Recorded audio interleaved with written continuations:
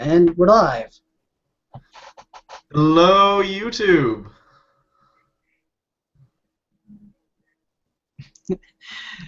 This is Ray and Trey Talk About Things. I haven't named this. I named this one Gone Ray. Newt Gonray. Hi, I'm Trey. Have I said my name? No, you have not. Well, you Last said time Trey. last time you introduced yourself, and then you could just roll with it because you You went wanted into to your just presentation do that. voice. I'm Ray Richards, and this is I'm Trey Lewis. What's up? that is a still picture from his wedding, which I got to and you did not. You don't know that. Maybe they did. They didn't. No one was there. Maybe my Uncle Jeff is It watching. was me, you, and your wife, and she felt awkward about the whole thing.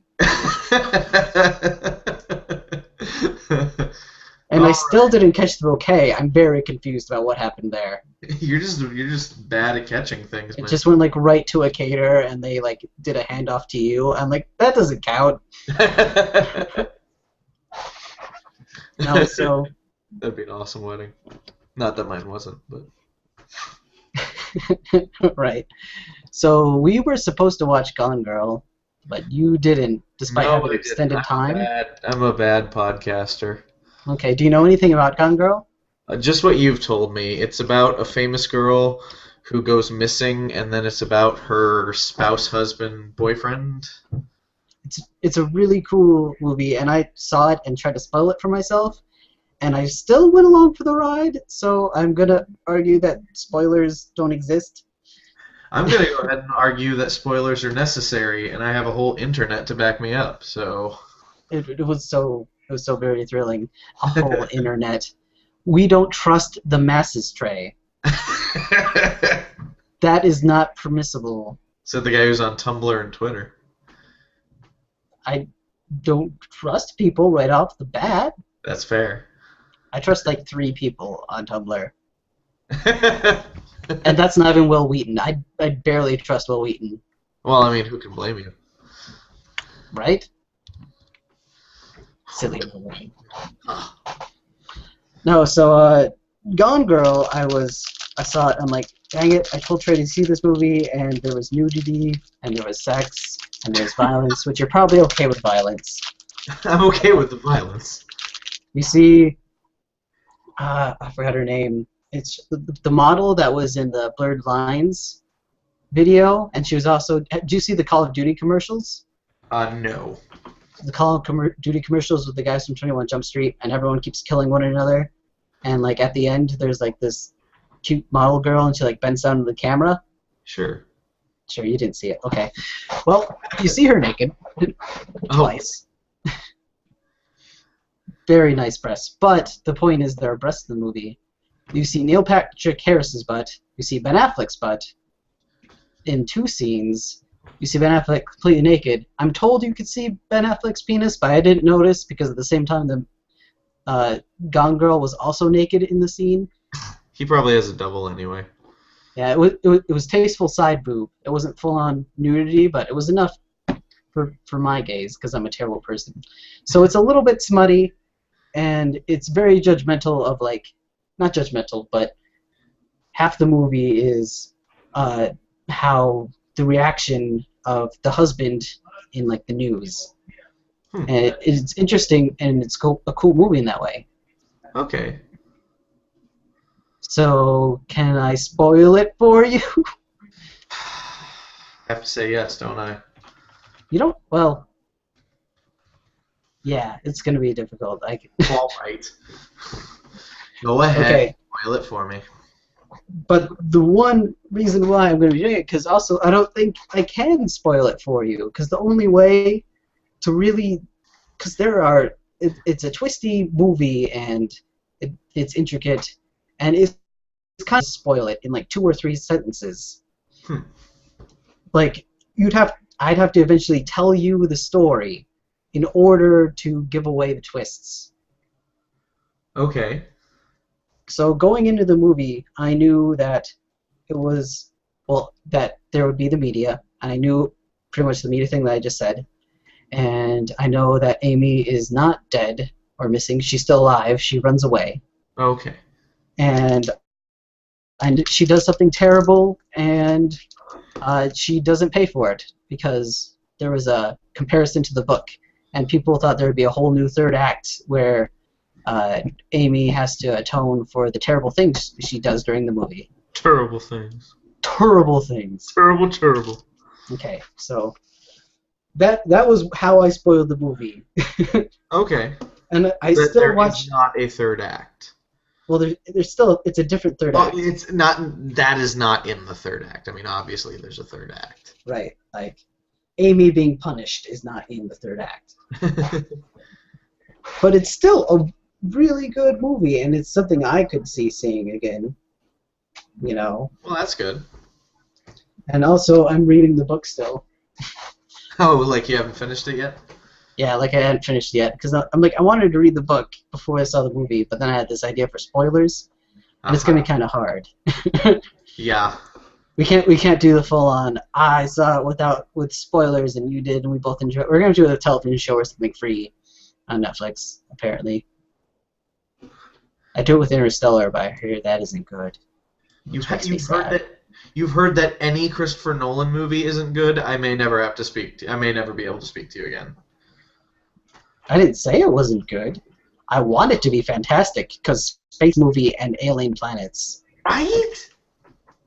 Just Directed by space porn. My favorite director of all time. But I heard it's ruined because Christopher Nolan is a robot and does not understand emotions and characters. And they spend too much time explaining the science behind it. Like, we crunched these numbers, and this is good, hard science. And they spend too much time... Who made me watch Primer, the movie that is more science than it is plot. I don't know. I'll have to ask if it was more science.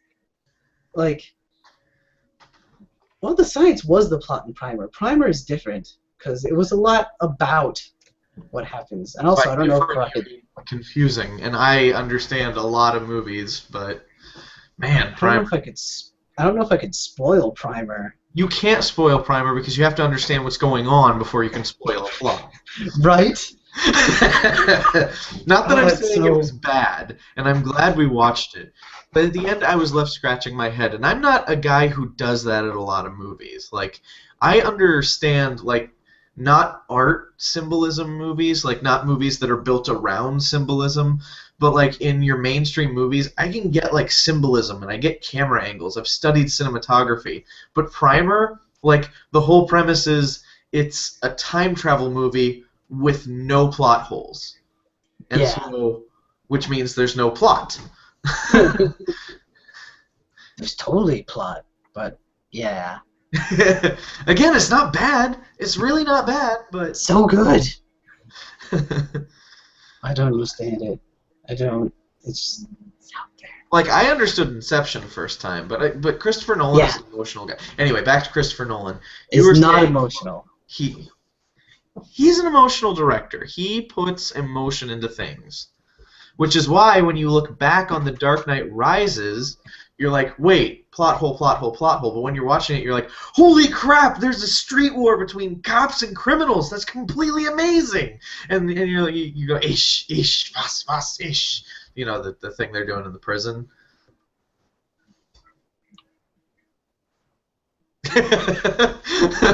I guess. I remember they said a thing in prison. I thought they were just clapping. Oh, no. They were... I thought it was just song hour in prison. Like, oh, but song hour, a distraction! And apparently in that language, rise is in like 3 words. Ish, ish, vas, vas. Or whatever. I'll have to be specific. Rise could mean anything in English. Or if you're saying raise, I mean, that could be the opposite. That's true. That's true. I guess this can't hear me when I whisper because the microphone's up there. I can hear you, but... Okay. When I whisper? Yeah, I think. Try it. Hello. Yeah. Hello. My name is Trey. Your name is Ray. Oh, your hair is bald. What? Think about it. No, I seriously didn't hear that. Your hair is bald. All my hair is bald? Yeah, think about it. Your hair doesn't have hair, so it's bald. But my hair is hair. It doesn't have hair. My hair doesn't have skin either. Oh, that's gross, man. Why would you bring up skeletons? Too soon. I'm sorry. November 9th. I've been reading through Dark Heresy Second Edition. My mind is on all sins of the flesh type. Oh man, we can get into Robert could get into that. He's so pissed. What's that? Like, there's a bunch of ballsy changes, like actual good changes for what's supposed to come out, but instead they dialed like half of them back. They really did, and Okay. but there's some good changes in there, but we're not here to talk about that yet. So. Yeah, the campaign in the back of the book is like fucking impossible. Oh, I haven't seen it yet. I've decided we're swearing in this. Fucking impossible. I just got through traits, so the traits chapter. So anyway, so Gone Girl. Yes. Civil rights. So the movie starts out, and there's Ben Affleck, and I forget his stupid name, but he's a twin. Who cares? It's Ben Affleck. The first act of the movie is Ben Affleck interacting with the police and setting up the whole mystery of she's gone, and ultimately it will turn out that people all are going to think the husband did it. Yeah. Because that's like how it normally is. Yeah. So the first act is unrolling the characters and the steps and the clues that will hang on to for the rest of the movie. So Ben Affleck comes home, and there's overturned furniture and stuff, and like signs of a struggle, and the front door is left open. It's wandering around outside, and the cat's fantastic. Everyone like is really nice to the cat all the time. It's like something terrible will happen, and someone like, "Oh, cat," and then they'll go on to something terrible. It's pretty funny. I think its name was like Roth Perot or something. I don't remember. Yeah. That's the weirdest name. But Ben Affleck owns a bar with his twin sister, who's it's Margot or something. It's something I don't know, but he just calls her Go. And everyone like acts fantastically in this movie. That's good. So I mean, let's face it. As much flack as he's getting for being Batman, Ben Affleck is not a bad actor. no, he's a good actor. I think people are really angry because of not the Flash. That other thing? The other guy with the red suit? Superman? Daredevil. Oh! Daredevil, because Ben Affleck was Daredevil, and apparently that sucked. And he was just an actor then. I don't think he had control over it. He said in interviews, like, if he knew what was going on, he would, like, call them out or something and made it better. I really can't blame Affleck for that one because, I mean, as an actor, all you have to go on is a script. You don't know how the directing is going to go. You don't know how the editing is going to go. You don't know if the soundtrack is only going to be an entire Evanescence album. Yeah. You don't know that. And then like, you're putting this movie together, and it's a superhero movie. Half of it's CGI action anyway, because it has to be, you know, in order to pull off these stunts. You know, Ben Affleck can't do 5 backflips and hit somebody in the forehead with nunchucks while being blind, you know. So, right. So yeah, you're going through, you're doing your best, you know, you love the source material, you love the script, and then budget cuts happen, or... I wasn't fully paying attention. Was that an ironic statement, that you can't do all that while being blind? Because Daredevil... Yeah, that's what I said. Oh, okay, good. You'll let that go. But Ben Affleck does a really good job acting at this spot. Like the book's different. The book, it's more of a tug of war between the two people, where you feel for Amy as much as you feel for the guy, the husband. Sure. But in the book, you were like 100% on the husband's side, just from the way it's shot, because you're with him and you're with him most of the movie, But he does a really good job of not being completely likable and being a total douchebag, half douchebag, like most of the way through the movie. Like, he's snippy to the cops. In the book, it's a little more obvious because it says at the end of his chapter is like, "That's the 6th lie I told to the cops, and I wasn't done yet." So he keeps lying to the police. That's illegal. That's illegal. No, he wasn't under oath. You can lie to the cop. I don't know. If you're a cop, you have to tell me. Otherwise, all the cops. No, so they go through the apartment. He can't go to his apartment, so he's angry. Not his house. It's a house. So he fights with the cops over the present that she left for him, and he fights over what clothes he can take, and because it's a crime scene, he's not allowed to go through and do stuff. He's not allowed to take. He's like, but it's his house. He's like, this is my house. Get out of the way. And they're like, don't fight with the forensic people. Don't argue with the police. It's a bad idea. And they find in Amy's underwear drawer, they find a little envelope that says Clue 1. And Ben Affleck's like, she does scavenger hunts for me. And the clue leads them to his office, where in the office there's some underwear that the police find like right away, like sticking to the thing. And there they find Clue 2 that says, meet me at the little brown house, or the next clue is at the little brown house. And he's like, police is like, what does that mean? He's like, I don't know. And he does know. It's his father's house, but it's a blue house. They just called it brown because of a joke. I forget why. Probably something inside. So. Yeah. But he goes there and it sets off the house alarm, which alerts the cops. So the cops get brought out. He's like, what are you doing here? He's like, it's my dad's house. I'm checking it out. And he steals the clue. He steals the next clue. So the cops don't have any more of that anymore. Meanwhile, at the same time, it unfolds through passages of Amy's diary. And it starts from the beginning. It kind of fleshes out the backstory. Mm-hmm. So the beginning of when they met and the early parts of their marriage. And eventually, because they're both writers in New York when they meet. And it's some really cute scenes, and there's some hipster jokes, and they do a lot of like setups in the background that get callbacks later. What's a hipster joke? Oh, Ben Affleck pretty much describes every person in the room as like, who are you going to talk to now? There's that guy in the full suit, obviously trying to put off he's a businessman. He's probably mid-level, very, very boring. Then there's the hipster, ironically trying too hard with a suit on his t-shirt. I don't think he even knows what he likes anymore. Like, I'm gonna be the one that saves you from all this awesomeness. And Ben Affleck, he has his giant chin, so that like plays a part of it. So it's like, I don't believe in you. You look like a liar. It's like, why do I look like a liar? And she's like, it's your chin. So whenever he does anything, he covers up his chin to tell her that he's telling the truth. Awesome. So that becomes like a visual tell for like when he's trying to talk to her. So you go through and he follows, and all the evidence starts coming up that he did it, right?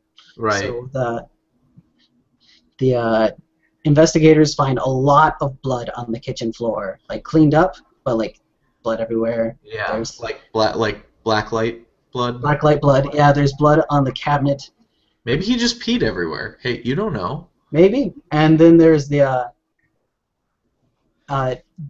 obvious struggle evidence that's in the living room seems obviously faked because because the officer goes and steps on the ground and a bunch of pictures fall over. Huh. And you're like, somebody set this up. There wasn't a struggle. If you can't struggle, these pictures would be screwing about. And they come up to it, and then it turns out that he has a mistress, and he's been cheating on her. And that's where the naked model comes in. Got it. Who's played by the girl from the music video? Yeah. And they accuse him of, like this fits everything, including your massive credit card debt. He's like, I don't have any credit cards because they do everything in his wife's name. Yeah. Because she has the trust fund and the rich parents that I told you about. Yeah. Or would-be rich parents. But, like, the author parents. Okay. In the brown house, or? No, that's his dad. Got it. So, they're all gung-ho about finding him, and they're all angry at Nick because he keeps making mistakes in front of the press. So when she's been gone a day, on the second day she's gone, and they're doing a press conference to nationally have people ask for advice, where they put out the hotline, and Amy's gone. Like they pose like by the picture of her, and the press is taking a picture, and for a second he like puts this like smirky smile on because it's weird and he doesn't know what to do. Huh. But for that second, he's just like, That's what gets caught. So it looks like the husband is happy about his wife being missing. Oh. And there's this news program that continually comes on, and I don't know if there's. I don't watch a lot of news that manipulates people or whatever, but there's this one female talk show host, and all she does is like talk about how evil people are, like all the time. I don't know if that's referring to you in particular. Would you know? Say again? I assume. I guess it's like a Fox News thing, where she's Like- like, "Isn't this person be doing things? He obviously killed her." Well, I mean, Fox News has done that, I guess. Maybe they're just talking about news in general and the fact that news. It must be news in general, but yeah. Hopefully, they're not talking about anyone in particular. But I will say that Fox News once accused the Muppets of being anti-oil because one of the villains in their movies was an oil baron. It's pretty basic. I Yeah, know. I remember that. It was kind of sad. So the first act of the movie ends, and then it's completely from Amy's perspective. Not completely, but Amy's live perspective kicks in, and she's in a car with a burner phone, and you always see her like writing in her journal with these different pens, and she has all the pens with her, and she's throwing them out of the car as she drives, because the entire journal is made up. Huh. And at the end, her journal diary says that, "I think my cousin's going to kill me." And it's the early part of the relationship that they keep calling back to is like truth, but she explains it's truth and then mixed in with a little bit of clever fiction and poignant fiction and warning signs and then murder. And she hides that in his father's house in their like little burn barrel thing. And the police find that because Ben Affleck triggers the alarm, and he triggers the alarm because she resets the alarm. Interesting. Right. And then they keep asking about these purchases on the credit card that he's supposed to use. He's like, "No, this is identity theft. I didn't buy any of this stuff. I wasn't planning on anything. I didn't bump up her life insurance because I wanted to. She told me to do it, so I just did it."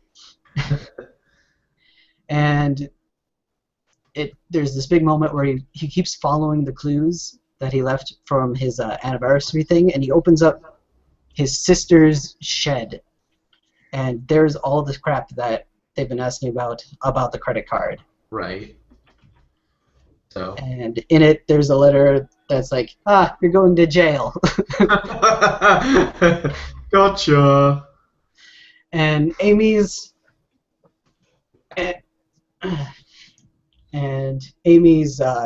thought process for this is Nick has essentially killed her. She's a psychopath. She's a crazy person. Sounds like it. Yeah. I thought this was like a lighthearted, like existential movie, not like sad murder mystery. Hardcore murder. Wow. No, so Amy wants him executed, and she decides the final piece of evidence will be she's going to drown herself, and they're going to find her. What a turd. Right? I'm like, the last step of your plan is suicide, and she's only staying alive so she can watch him get roasted in the media. And I guess revel in her plan in being so genius. But her character is really well done that way. And in the book, in the book and in the movie, Ben Affleck is a terrible person, and he is a boring person. Like, he promised all these things that he was going to do. He talked about like writing a novel and being a writer, but now he ended up owning a bar that he borrowed money from her to buy. Oh. And that was after, and that borrowed money from her trust fund from her parents. Oof. But that was after he moved from New York to his home in Mississippi without asking her, and he moved them there. And she already gave like $1 million from her trust fund back to her parents because they also needed it. Recessions. The recession is a major point of this story. Okay. So it's actually an economy story. That's sad. Yeah. Just kidding. So there's these like really good parts where Amy describes like everyone does this. Like everyone wants to appear to be a happy family. Just like other women put on makeup, I set up my husband for my own murder. I put on a happy face every day. I wrote in a journal with different pens Huh. to set up from the start of a relationship to the end, and it would with little fictions about how he would be abusive. And Nick would fall for all of it, and he did. Sucker. Yeah, so while Amy's away, she ends up befriending some like hick people, and at the same time, Nick gets a lawyer, like a big-time lawyer, like a You're not fancy big city lore. yeah, and it's actually Tyler Perry, and Tyler Perry is I don't know what it is. Tyler Perry is good in this movie as opposed to every other movie. I've heard he's good in pretty much any non-Medea movie. In any non-him movie, if he's only in a In any non-Tyler Perry presents movies. I don't know. It could just be because I don't know. He probably does, I don't know. I know he did a good job in Star Trek with the bit role he had. Everyone is so happy with it. So the second part is Amy being away and Nick trying to bolster a defense. So Nick heard that like all of Amy's exes were problematic and troubled, and she brought on these crazy people. Uh-huh. When he goes to the first one, who's on a sex offender list, he's able to find him so easily because he Googles name and sex offender, information, living, phone number. Oh. So he's like, okay, let's talk to this guy. And he talked to that guy. He's like, I never touched her. And they were going to put me away for like first-degree rape, and I got it argued down, and now I can't get a job and stuff. That's a sad tale. Yeah, it is a sad tale. And he tries to get to the other ex-boyfriend, who is Neil Patrick Harris, who's been sending letters to Amy for like forever. Huh. And Neil. he refuses to talk to him, but Neil Patrick Harris does really good because the hillbilly friends that Amy kind of befriends rob her, and she's stuck like penniless. Huh. And she goes to Neil Patrick Harris, and he's like, okay, we'll take you away. And she's like, I can't go back because he beat me and abused me and tried to murder me. And she's lying. She lies through the whole thing. Of course. So he takes her to his lake house, and like TV, internet, she can cover all the news she wants, but Neil Patrick Harris gets to be really weird and stalkery. Like, welcome to the home. You can now have whatever food you want, and I'll be here, and we'll be together. Just the two of us. Forever. You never have to go back to him again. So, I guess the climax of the movie, well, that would be Nick goes on to television, does an interview. Sure. And he does an interview to try to save face, and because his lawyer said, like, the thing about he's been cheating on him with a mistress hasn't gone to the news yet. So if we put that up there first, we can clean up your image. Because everyone loves an underdog, and everyone loves a redemption story, right? Right. So he gets ready to go on the show, and right before they go on the show, the girl he cheated with shows up on the news with Amy's parents, and they're like, oh crap, we gotta change. He's like, no, we can do it, because Nick doesn't want to just like sway public opinion. He decided he's just gonna go right for Amy, because Amy's there and Amy's still alive. So technically, all he has to do is to appeal to her. So he gets on TV and he says, I admit that I've been a terrible husband. I've cheated. I'm awful. I don't want to excuse that because that's terrible. But if Amy was still alive, I'd want her to come home. And I promise that I would do whatever it takes to be the man that you want me to be. And he covers his chin because that's their signal. Yeah. And apparently this gets it to Amy, because Amy then...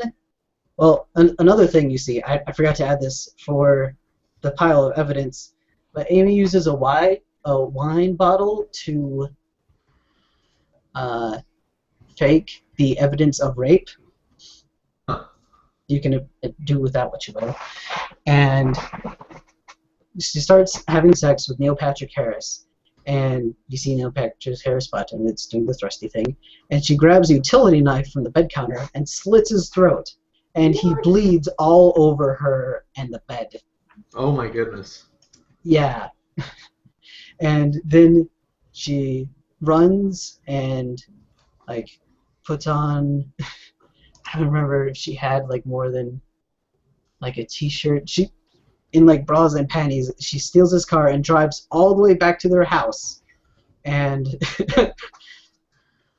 and like squeals on, and there's news vans and everything outside the house because this is where the murderer lives and the 24-hour news cycle, not unlike the Robin Williams kind of thing. Yeah.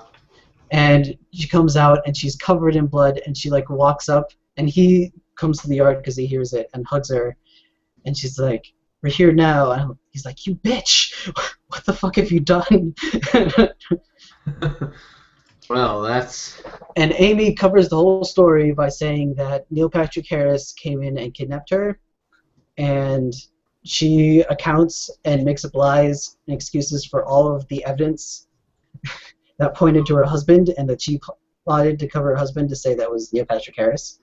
So that's the whole premise of the movie, is girl lies and gets away with it? Yeah, he says that he raped her several times, and they were having sex, so the evidence is there.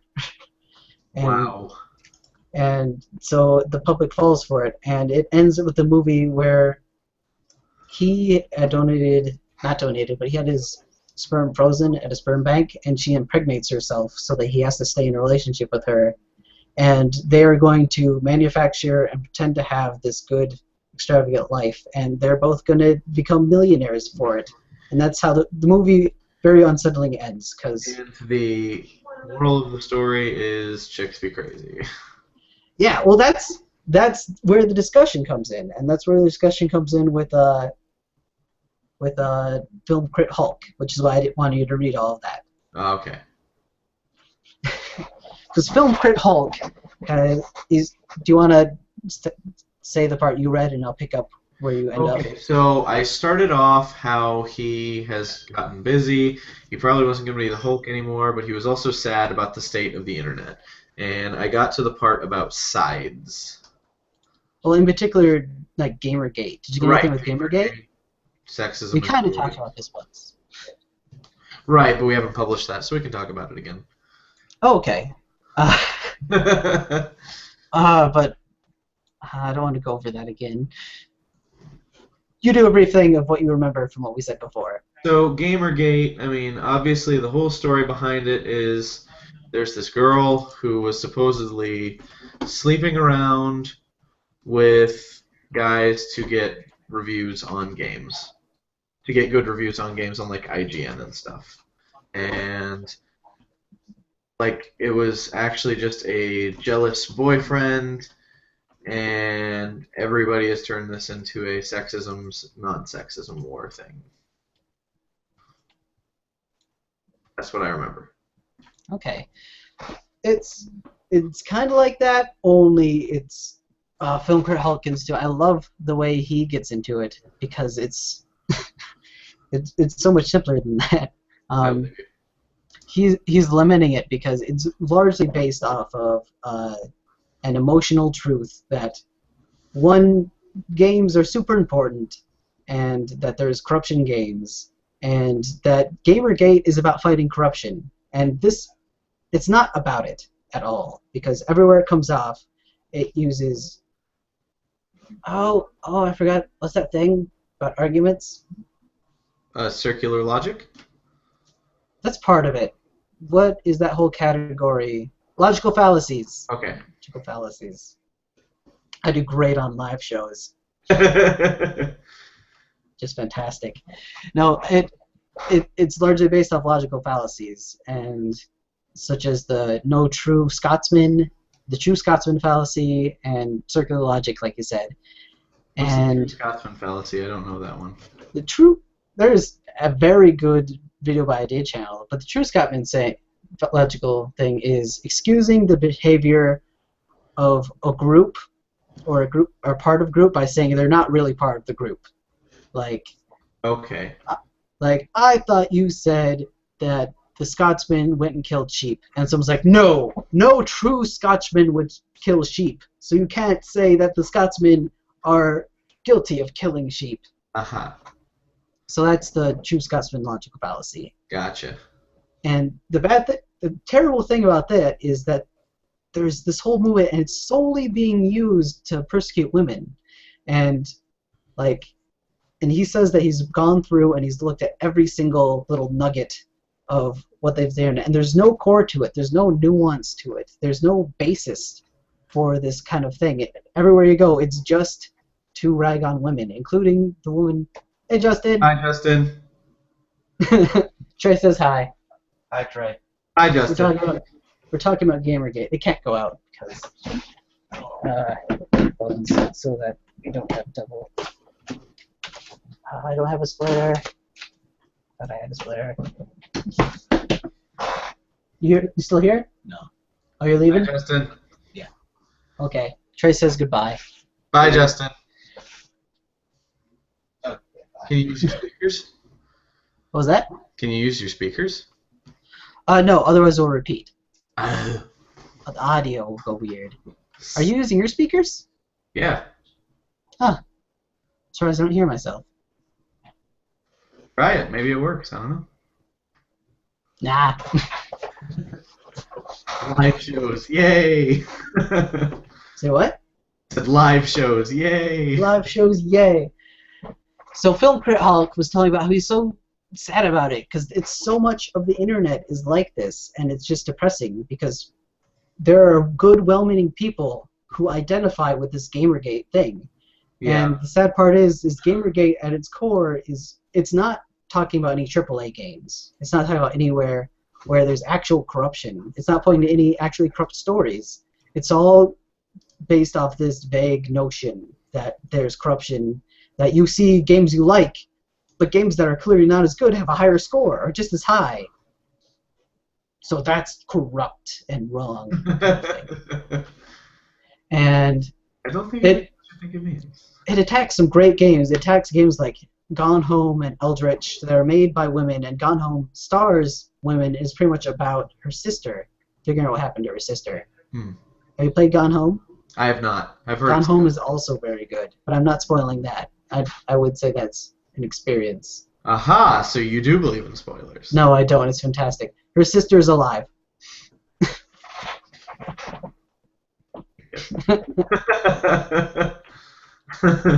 90s feminist grunge band, all-female feminist grunge bands are the best. And that is what is in Gone Home. That's not a genre. Don't make that a thing. There was a genre. It's in the game. You could take a tape and put it in a tape player and play it, and it will play a feminist grunge band. What feminist grunge band is that? I don't know. They might have made it up for the game, but still. I would believe that. That'd actually be really funny. I was so happy with that game. I might have to. I want to live stream it or something. I want people I know to play it, and I might live stream it and feign ignorance and play it again. And oh, what is this here? It seems I have gone directly to the next clue without staying around this room for an hour and staring at all the ducks and knickknacks for no reason. Oh my goodness. I'll probably accidentally find a key that gets me to the final section of the game. I'm like, oh, I guess I don't know what this key's for. I'm just going to ignore where the kitchen is. By the way, the last area you get to in Gone Home is the second to last area is the kitchen. I'm like, this would piss me off so much if I was at home and I'm not able to get to the kitchen for an hour and have to follow a fucking mystery through the house just to get to food. It would be the worst. That would not be fun. I would be so pissed off if that was my experience going home. I would move to Iowa. Also, can we talk about for a second how it's a game starring women, and during this whole feminist debate, and you end up in a kitchen? Well, first you go through the greenhouse room and the writing room and the den and the bedroom and the other bedroom and your parents' bedroom, which there's some disturbing stuff in the parents' bedroom. Oh boy. Like you pick up a thing of condoms and you're like, ooh, condoms, and you hear the character's voice like, gross, why am I touching this? And I'm like, okay, I get it, game. I shouldn't be touching your parents' condoms, whatever. Let's not talk about that. My parents are virgins as far as I'm concerned. Now I feel like talking about the Trey, spoilers. And it comes full circle. There we go. Spoilers, your parents are people. Spoilers, you're not Jesus. Spoilers, your sister also is not Jesus. He's dating a guy who... Oh, this is going to be live. What? They might see this. Don't say anything bad about people. You all right? No, I'm just saying he has long hair and like the Catholic Aryan perfect Jesus that actually looked nothing like the real historical Jesus, but Jesus was black. What? Because Jesus was black. No, Jesus was Jewish. Right. He's Middle Eastern. Brown Jesus. And according to the Bible, he was ugly. Yeah? Yeah. What part was that? Oh, I don't remember. It wasn't like a study or anything we did on it, but like one of the letters in the New Testament is like, by the way, did he look like one of the early hair band guys, like back before MTV, where musicians could be ugly? I don't think it's specified, but like Gene Simmons. Did Jesus look like Gene Simmons, but brown? I very much doubt Jesus looked like Gene Simmons, but brown. I think so. I think that we should just... Just think we should accept that and move on? Yes, yes. Jesus was brown. Jesus was brown Gene Simmons. With you get that on a t-shirt, and the quote is going to be Ray Richards. With an oddly short tongue. Jesus' tongue is the most disappointing part of the whole Bible. Oh my goodness. This is what happened when I talk about Jesus. As you talk about his tongue and how disappointing Jesus' tongue was. You don't even I mean, he could talk well, but he couldn't stick it out more than like his lips.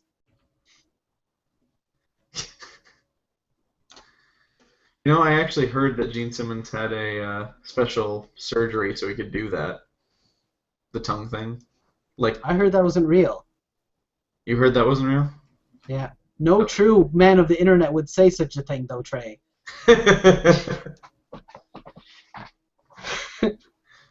Oh, Gamergate. So Gamergate, it is. So you are saying that it is unearthing a lot of.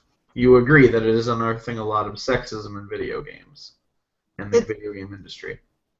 Well, it's trying to say it doesn't unearth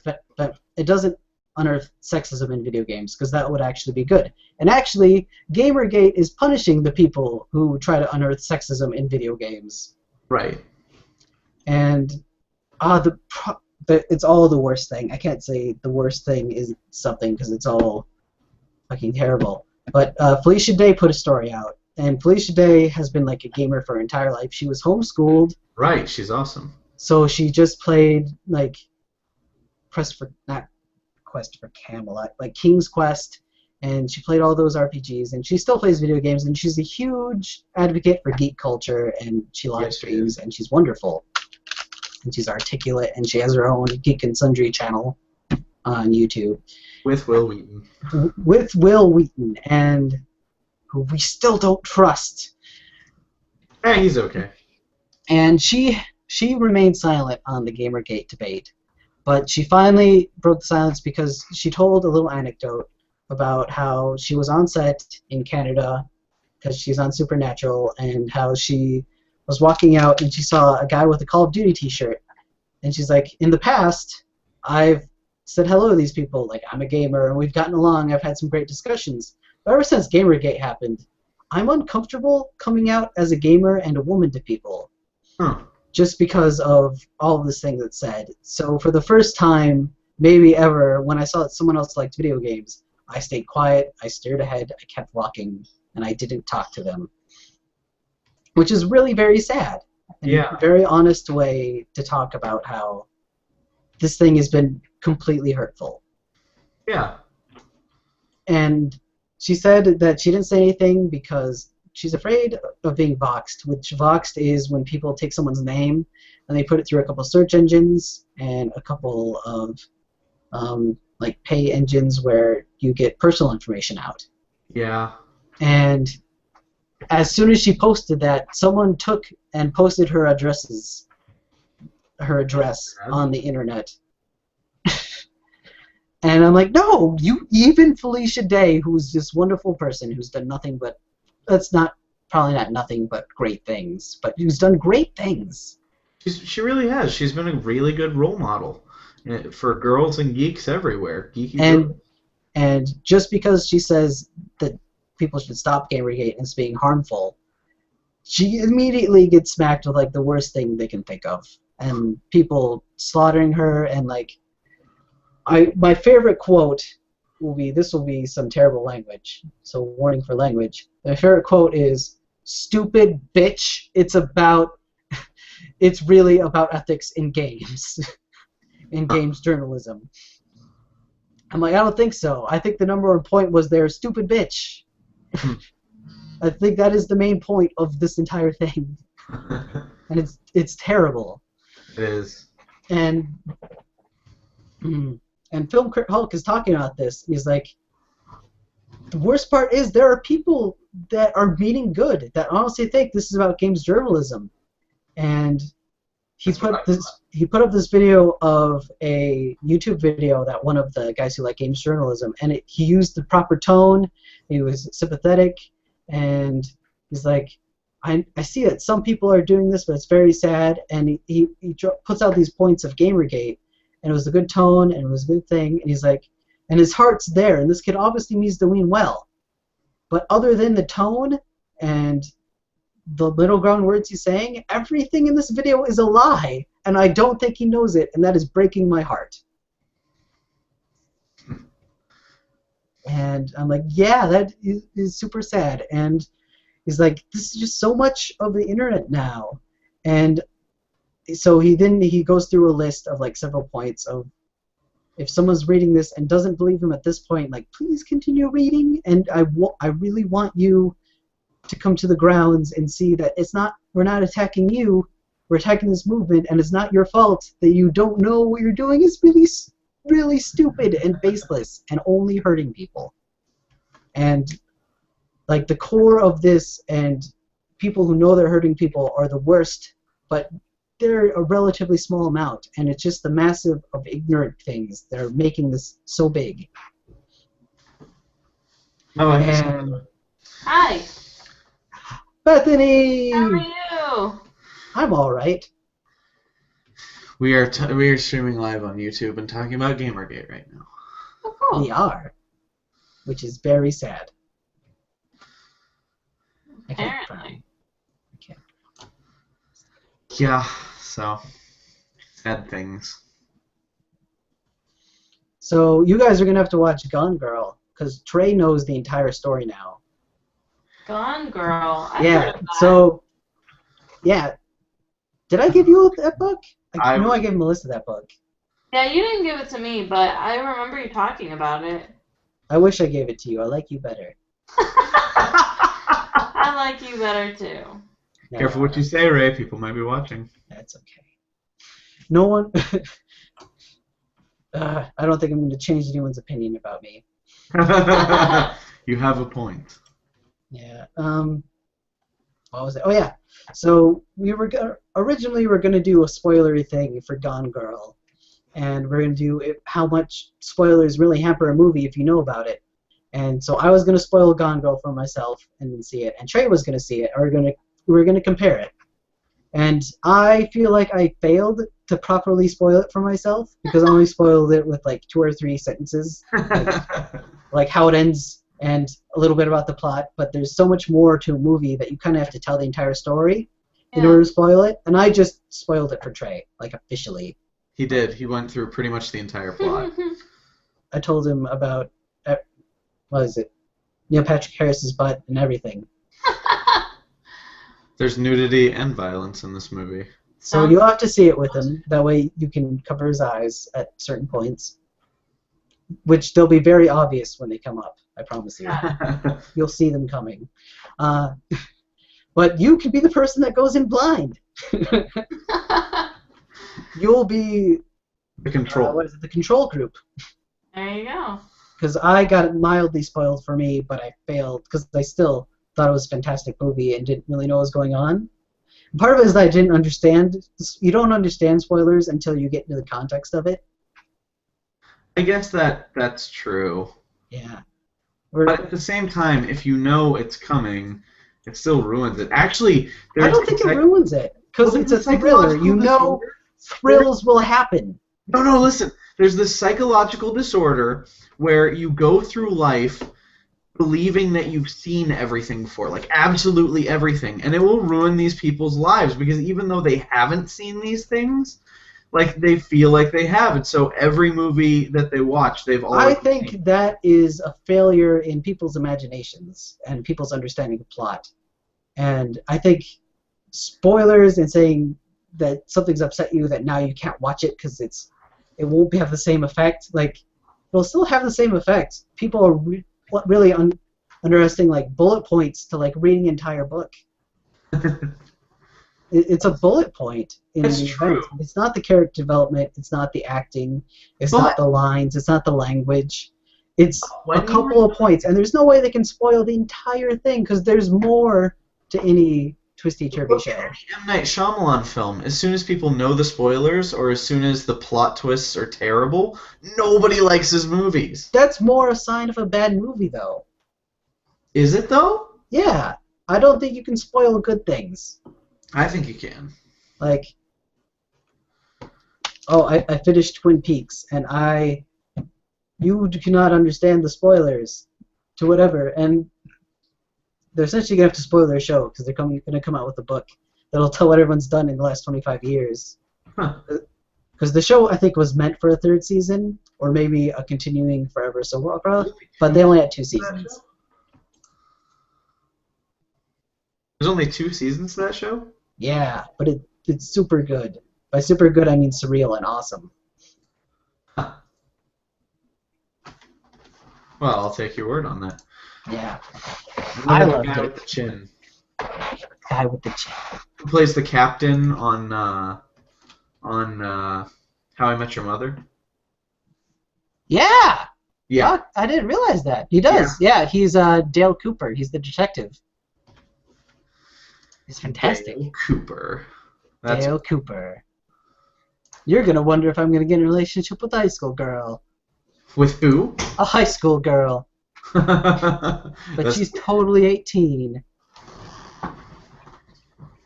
No, they have to do that. No, but the whole thing is just, it's surreal and surreal is the right word. Good, right. Because, like, there's all these normal things of the show, but everything, there's all these normal things and places and words, but everything's delivered kind of oddly. Yeah. Like, even the parts that aren't, like, a completely red room and a midget dancing and speaking backwards, even those parts are a little bit weird, a little bit unsettling. Like, when you look at a bear and... Like, that part isn't supposed to be weird?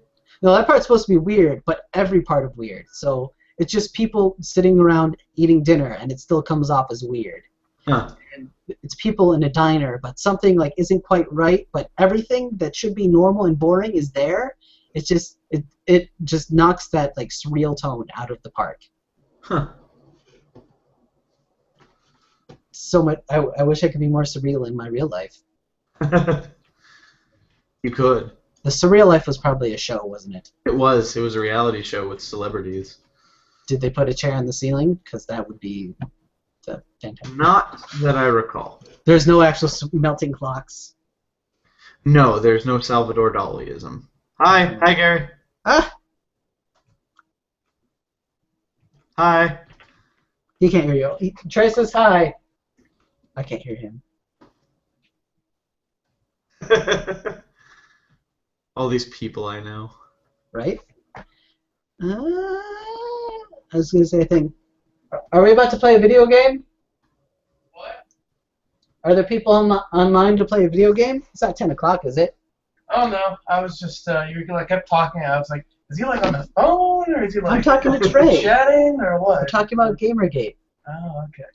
and Gone Girl. Maybe someone just snuck into the house while I wasn't paying attention. I don't know. Yeah, You're so good at live casts. so good. We had a viewer, and they got to hear the end of Gone Girl. Bethany, are you our viewer? No. Oh. I got on there. They didn't say anything in the chat. The only way we can see the chat is if they were there. I don't think it appears in front of you.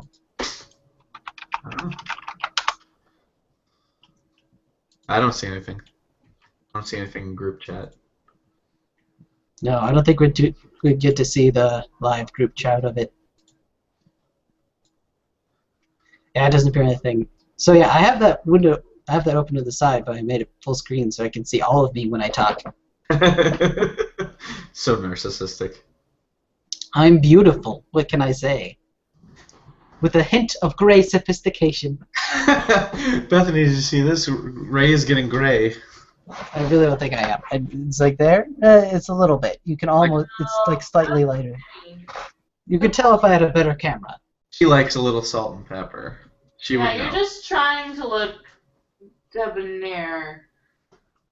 Is it debonair? I have no idea. I thought it was debonair with a V. I'm just trying to benefit I'm from. right. I'm trying to benefit from the sexist, patriarchal society that's men can get grays and women can't. I like women with a little gray. My mother-in-law has a little gray, and she looks spectacular. That's right, she does. And my dog looks spectacular too. Hi, Maddie. Oh, Maddie's there. So anyway, we're talking about something terrible. Oh yes. So, Film Crit Hulk, and Film Crit Hulk ties this back into film because he's wonderful and magnificent, and you should definitely keep reading the article because I cannot. Okay. He says it all so wonderfully. He's outdone, I think, everyone who's spoken about it. Not everyone. Definitely, that's definitely not true. But he's done really well. God, I just love reading his writing. But he brings it back to a Wolf of Wall Street and the way that we tell stories. And he says that somehow there's a disconnect when we see a story. And people were upset at the Wolf of Wall Street because at the end of it, the man wasn't sufficiently punished. So you know about the Wolf of... Have you seen the Wolf of Wall Street? No. Neither have I. So Leonardo DiCaprio steals a bunch of money and like starts this company and steals millions of dollars by getting people to invest in this thing that is nothing. Huh. And it's based off a true story. Makes sense. Yeah, it's based off a true story, and the biggest thing was like they get high, they do drugs, they buy big cars, they crash them, they go on boats, they have parties, and it's nuts. And there's these funny, crazy scenes of them just like doing coke. And at the end, like he goes to jail and he's still rich. Yeah. Right. And I mean, what can they do? They can't really confiscate his money. yeah, and people got angry at this because like you didn't punish him at the end of your movie. And It was they're like, based you know, on a real story, wasn't it? and they're like, you know, at the end of this movie, he gets out of jail and sells the rights to his life so they can make a movie and makes even more money off this. And that's the thing, is that when we go to a movie, we disconnect. We don't go through the character change. Like, we can see a guy see that racism is bad, and, well, at first he thinks racism is okay, and in the movie he's like, oh, racism is bad! And we're not like, oh, you know what, I should stop being racist. We're like, good thing that character grew, and it's in a level, like, on the other side of us. It's over there. That guy is now not racist or working on not being racist and realized how racist he was before, and I can go home and be fine. And the Wolf of Wall Street doesn't do this to you. Because the Wolf of Wall Street, he was like, that guy that's separated from us did not get punished for that. Why didn't you punish him? And he's like, because you don't punish people. when they do that. As a society, we don't punish men that steal a lot of money like Batman did. Batman We has no didn't- jurisdiction. Yeah, we don't punish Ponzi schemes all that well. We just send them to jail, and then they can come back all of their money. What would you suggest we do? Lynch them? I don't know. I'm not part of the thing, but that's the thing of it. And a lot of the discussion is Bethany still there? She is. I'm here. Okay. A lot of the discussion is because at the end of Gone Girl, Amy doesn't get punished. And what does that say? What is that trying to say? And I think that says something completely different from like You think Wolf of so? Wall Street. You don't think it's just saying bad people should get punished for lying?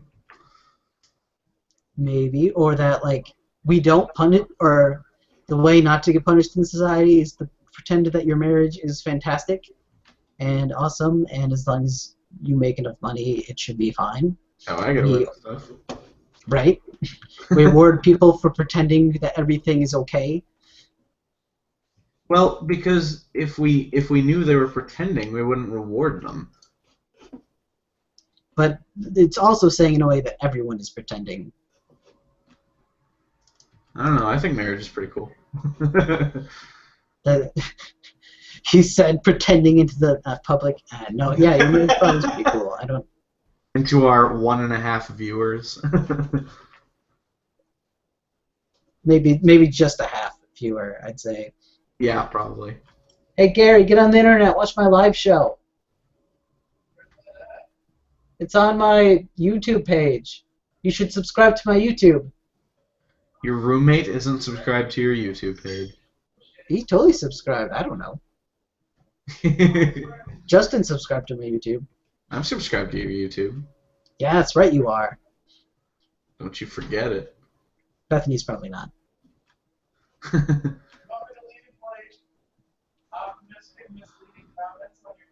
Yes. Yeah, say I'm the shit. Okay. So, Film Crit Hulk. We get so off track. It's great. My page is the Sugar Ray. I'm the Sugar Ray on YouTube.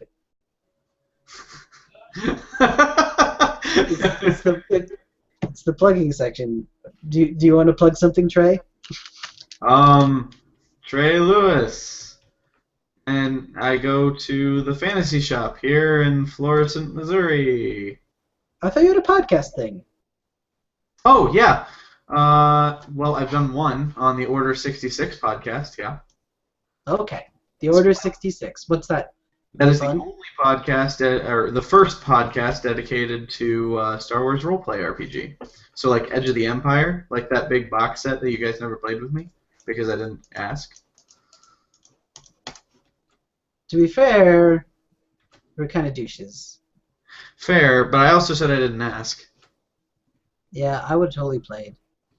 That was the difference, though, Ray. You did stuff. Like, you're the one who got us to do Shakespeare. Oh, it's so great. I miss you so much. I want to do Shakespeare. I still have scripts. Look, Bethany, he has scripts. I have scripts. They're right here in my drawer. I'm like, okay. Yeah, when I first moved to my apartment, I'm like, okay, Gary, now, once in a while, I'm going to have people over. We're going to read Shakespeare. You can join if you want. He's like, who is going to come over and read Shakespeare with you? I'm like, what do you mean? He's like, Trey moved away. I'm like, Trey did move away. Who's going to read Shakespeare with me? I'll tell you who. Your future wife. Yeah. That's going to be, like, must read Shakespeare with me. That's one of like the really great pieces of advice I heard. Like,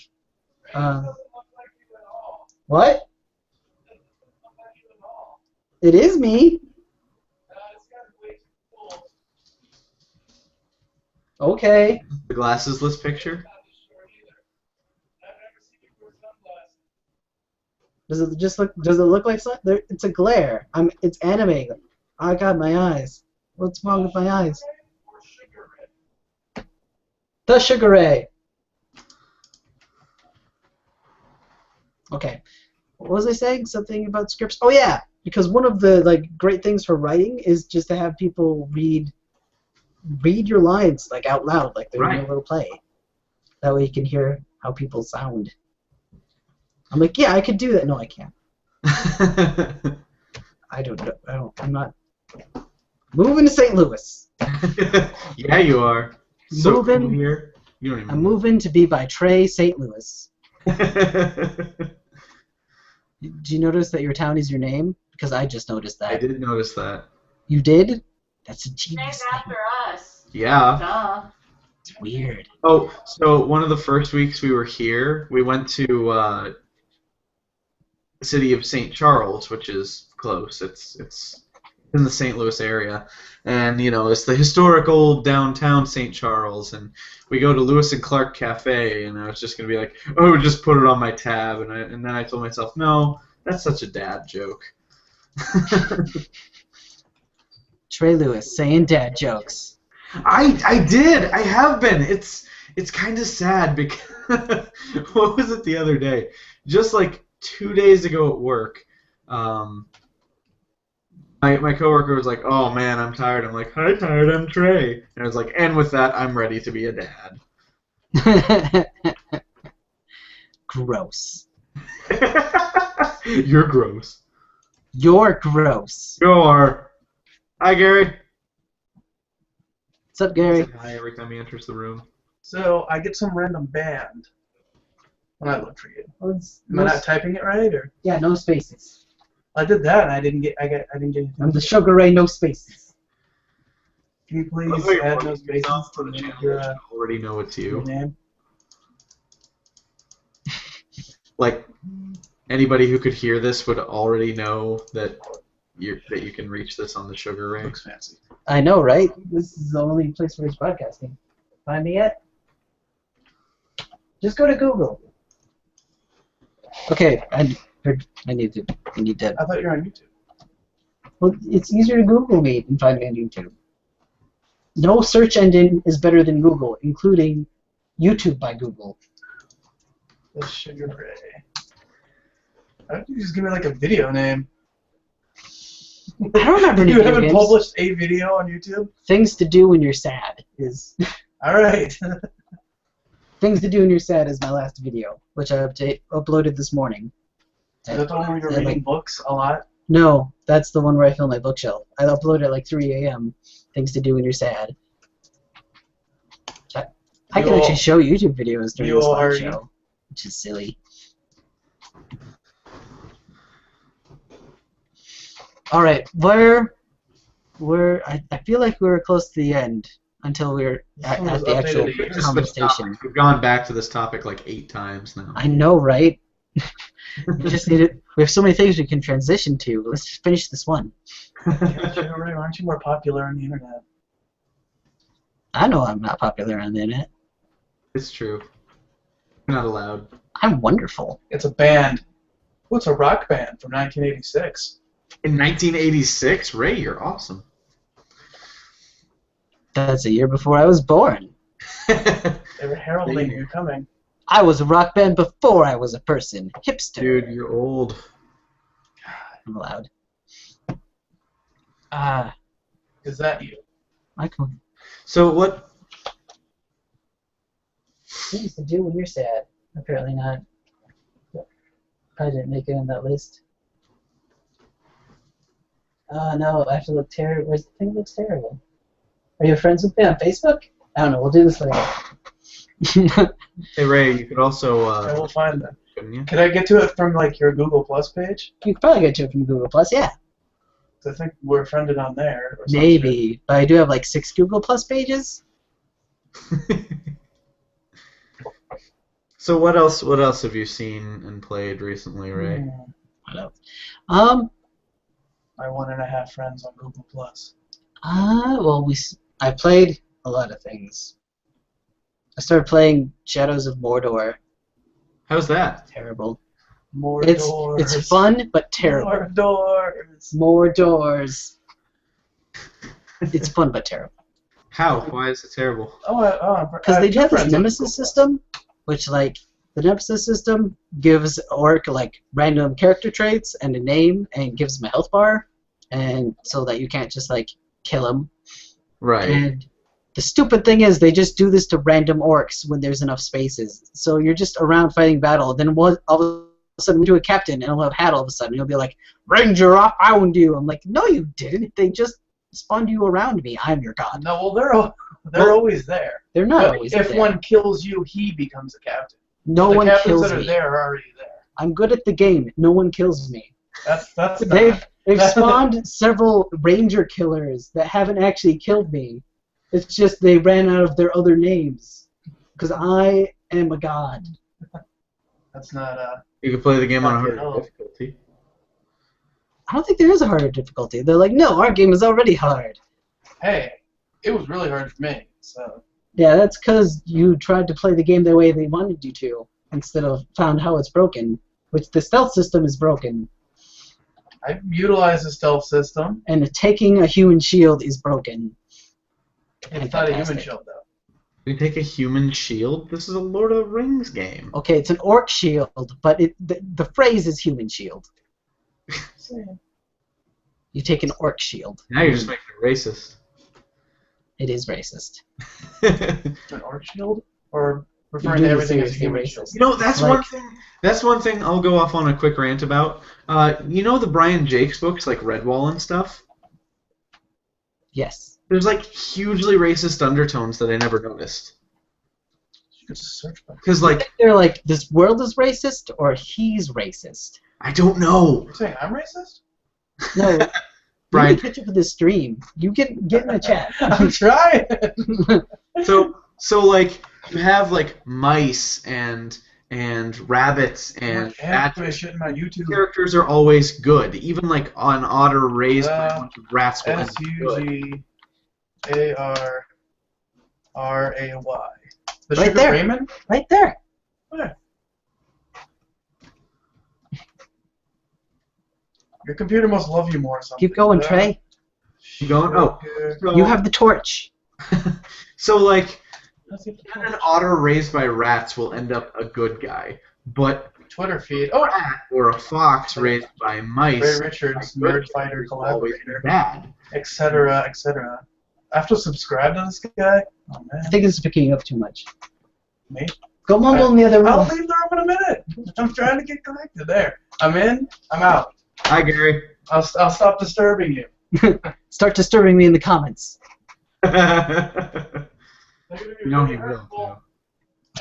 No, Sam, great. Don't be hurtful. So anyway, just that whole Redwall universe, as amazing and wonderful and childlike as it is, it's a very fantasy in the sense that, like, you know how all fantasy is like all orcs are bad and all elves are good, for the most part. Like, I mean, I guess that's not entirely true. Like, even Tolkien had his moments where, you know, not all elves are great, but still, just Is Sauron an elf? Sauron.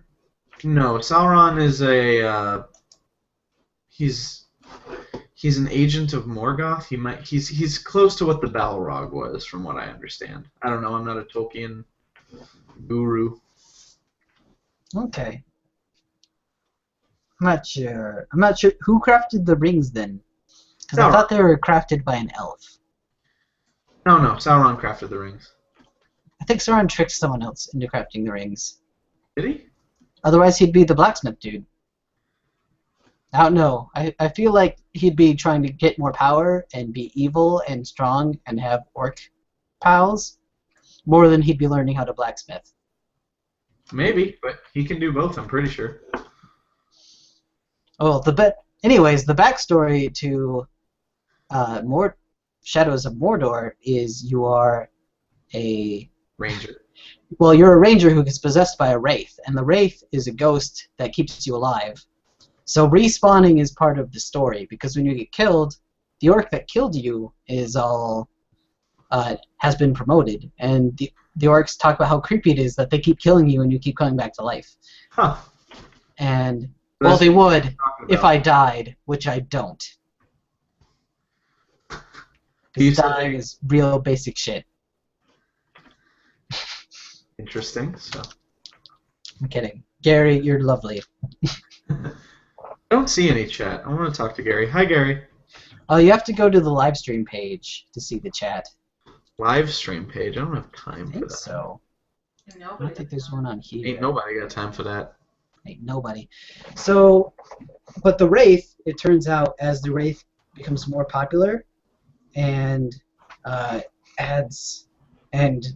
popular, it gets more powerful and finds more memories of himself, he figures out that he is the elf that was tricked by Sauron to create the Rings of Power. Huh. Huh. Well, that's probably true then, that Sauron did not forge the rings. I don't know. I think it's like an unseen part of the canon. Like, they never go through how he did that. Like, Sauron just has evil stuff, and maybe they're making stuff up. I don't know. But also, I'm not attracted to the bigger Tolkien canon, because I kind of don't like Tolkien. Why not? Because he doesn't want to tell a story. He wants to describe shit. Like, that's all most of his books were. To be written.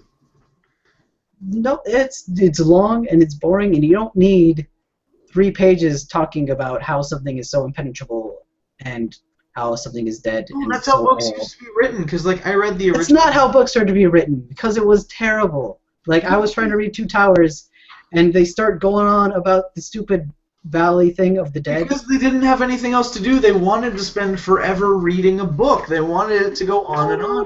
No, it's not. It's just a little bit describing these things. And I read it, and then I like picked up another book randomly at school, and I picked up Sabril, and I started reading it, and in the first 5 pages, they're like, "What, we should do a thing," and then they did it, like on that page. I'm like, "What? You could just do things? You could just do things, the things that you talk about in a paragraph, in like the next paragraph? That is amazing." And that's where I stopped reading Two Towers and started reading Sabril. So I'm just. A lot of people have a problem with Tolkien like that. The Hobbit's better. Yeah, The Hobbit's really cool. I agree with you. I always said it was like they were like, and then Gandalf had ketchup on his beard, and I'm like, I don't care. The ketchup that was made by the farm 2 Right. things ago, and one time Well, 4 years. Jane Eyre, and it's the exact same way. Like, I always, when I read it, I always read them. I'm like, oh, I don't think I've read this before because I speed read through all the descriptive junk. But I think Trey's right. Like, they didn't have Netflix or anything, so like they just read all this. We stuff. have nothing to do. I will Netflix this book. Tolkien was not interested in getting a story out, I don't think. He And was. I think the fact that they like published his encyclopedia that is purely just description is like what he really wanted to do. What would you write in the trench of World War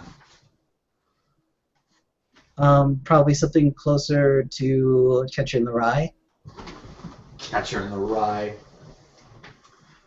Silly. Or more than one story. He wrote plenty of stories. They were just all in the same universe. And overdrawn and terrible. No, it's great I don't because like it. he wanted to escape the harsh reality that was war. So he escaped into his own universe and just started writing stories about elves and orcs and invented a genre, basically. What you typing about me? Gary's complaining because you get to have a guest. My guest is awesome. You have to get in at the ground level with that. As soon as you marry Gary, he can be your guest. Okay, don't throw that out there. What? Don't throw that out there. He might act on that. I don't even know. Well, you're already married to Josh, so.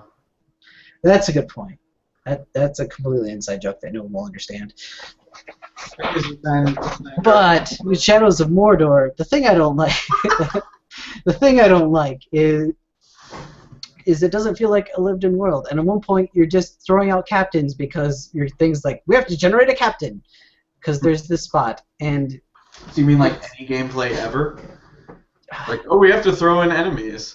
No, because they're already enemies, and they'll just like bump up enemies and like, oh, you have all this history with this enemy. Like, no, I don't. I see a dude and I kill them usually. And I'm on one mission that I'm going to be in the area a little while, so I'm sneaking around a lot, and like they're promoting captains because I'm not engaging enemies. It's like, why are you running away all the time? I'm like, I'm being stealthy and not dying all the time. So I have this thing where I need to kill this big boss, and a bunch of little bosses keep spawning, and there are 9 little bosses around him. 9. They're all captains. I'm like, who are you supposed to be captains for? There are 9 of you. You're not captains of anyone. This game is stupid. And then I usually rage quit for the night.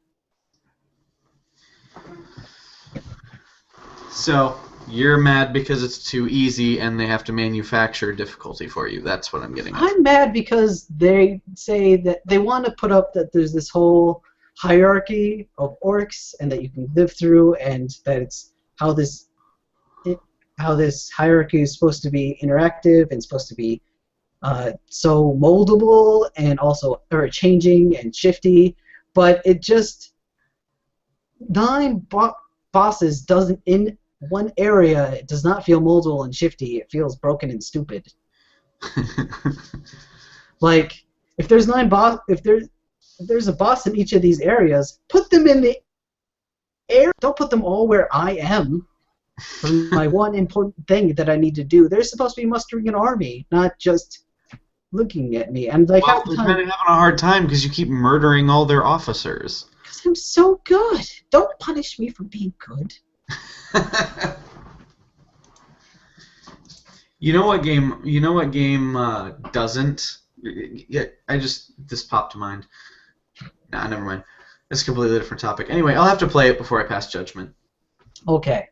No, but the game is fun and the stealth is broken, and I have my favorite feature of stealth, which is stealth running, which is so much better than walking behind people. It's because it's running to people, and actually it's so broken you can run, like someone could be facing you and you run at them with the stealth button, and then you could kill them and still get a stealth kill. It's great.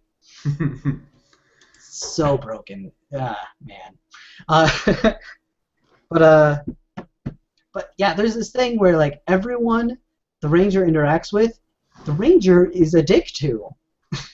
Like they get Gollum and he's just a dick to Gollum. He's like Sam-wise douchebag level of being a dick to Gollum. To be fair, For no reason though. All Gollum does is show them treasure and be gross. And he meets some other humans, but the ranger is just like a dick to the other humans. Is like, we punished you for blah blah blah. He's like, well, there's a bunch of orcs now. Are you gonna be mean to me some more? He's like, no, because and then you get some orc friends. You get an orc friend to infiltrate for you. His name is Ratbag. He's very tiny, and he's called Ratbag the Coward. And you get him promoted to be a captain, which is awesome. Huh. But for some reason, Ratbag doesn't decide to appear around me randomly, so maybe I should just have all infiltrators in the orc army. Yeah. That would be great. I'd let Ratbag kill me. I mean, that would be great for his career. Yeah. But no, He should come back anyway. but every time you talk to Ratbag, you're a complete dick to him. Like, you save him from getting killed, and he's just, like, hanging from this torture device, and you cut it, and he, like, falls 20 feet. And he's always threatening him, and the ranger's always putting his sword on him. I'm like, this is like your one ally in this. And what's he going to do? Kill you? You die and come back to life instantly. There is, like, I would say I jumped to my death for fun, but you don't take fall damage because you turn into a wraith when you hit the ground. Oh, nice. Yeah, so that's fun. But still, I'm like, at the point where you keep living and stuff, people threatening your life isn't that big a deal. Right. Fair enough. God. Especially when you just come right back. I mean. The comment section just got to the part where you said that Gary should marry me. Well, unfortunately, I think I am. I think I am gonna have to call it a night. Okay. So, Gary, can I was gonna tie it back to the thing because. Oh yeah, go ahead. Because it's just it is doing that like racist thing that all orcs are evil. Of course, in Lord of the Rings, all orcs kind of are evil, but you have this guy who's obviously trying to be your friend for some reason. Right. Right. That's awesome. And racist to say he's bad. And we'll have to continue talking about Gone Girl. We will. Maybe next time if you guys see it. But you guys should totally see it. I'll have to see about that. I also have to watch How to Train Your Dragon 2. I haven't seen the first How to Train Your Dragon. I've heard they're good. Fantasticness. There's a bunch of movies I wanted to see. Yeah. I wanted to see Interstellar, but now I hear that's not good, and that's just. I'm gonna watch Interstellar. I don't care. I love Nolan. I'm probably gonna watch Interstellar. I don't know. I'll get out of the house. I should get out of the house. I'm gonna stream lots and lots of Mordor. All right. Well, I'm gonna sign off. All right. Bye, Trey. Good Bye. night. Good night.